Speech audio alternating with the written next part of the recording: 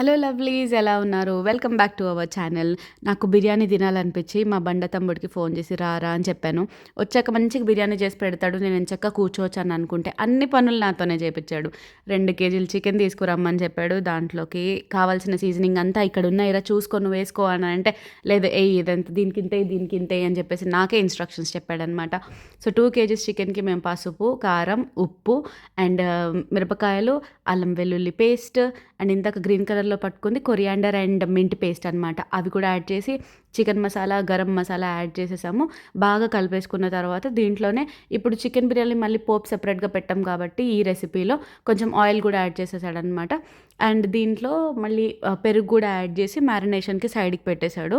ఒక సైడ్ ఇది మ్యారినేట్ అవుతూ ఉంటే ఇంకో పక్క మనకి రైస్ కూడా 2 కేజీస్కి మేము 3.5 కప్స్ రైస్ తీసుకున్నాం అనమాట.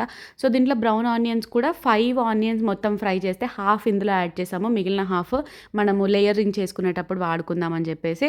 సో నేను రెడీ చేసి పెట్టిన స్పైసెస్ అన్నీ ఇలా రెడీ చేసి నేను పెట్టేశాననమాట. తను అలా వచ్చి ఇలా వేసేసి మళ్ళీ వెళ్ళిపోయి కూర్చొని వాడి పని వాడు చేసుకున్నాడు. ఆ తర్వాత ఇంకా చికెన్ స్టార్ట్ చేద్దామని అనుకున్నప్పుడు ఆయిల్ ఇంకొంచెం యాడ్ చేసాం, సరిపోదనిపించింది. అండ్ మీడియం కూడా కాదు, ఎలక్ట్రిక్ స్టవ్ మీద బేసిక్గా 2 పెట్టామన్నమాట. వీడియో రికార్డ్ చేయొద్దని చెప్పాడు, అయినా నేను కొంచెం కూడా బుద్ధి లేకుండా రికార్డ్ చేశాను ఆ ఫేస్. అండ్ ఇక్కడ ఒక టిప్ చెప్పాడు ఆ తమ్ముడు.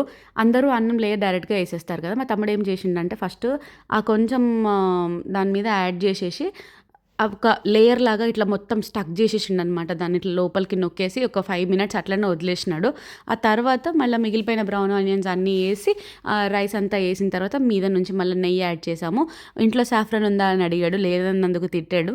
ఆ తర్వాత సర్లే అని చెప్పేసి మూత దమ్ పెట్టడానికి అరగంట వదిలేసామనమాట. ఈ గ్యాప్‌లో మేము సినిమా చూసాము.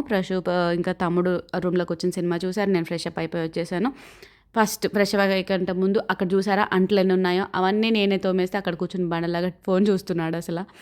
అండ్ నేను రిటర్న్ వచ్చేసరికి నాకు మంచిగా చికెన్ బిర్యానీ రెడీ అయిపోయిందనమాట 30 మినిట్స్‌లో.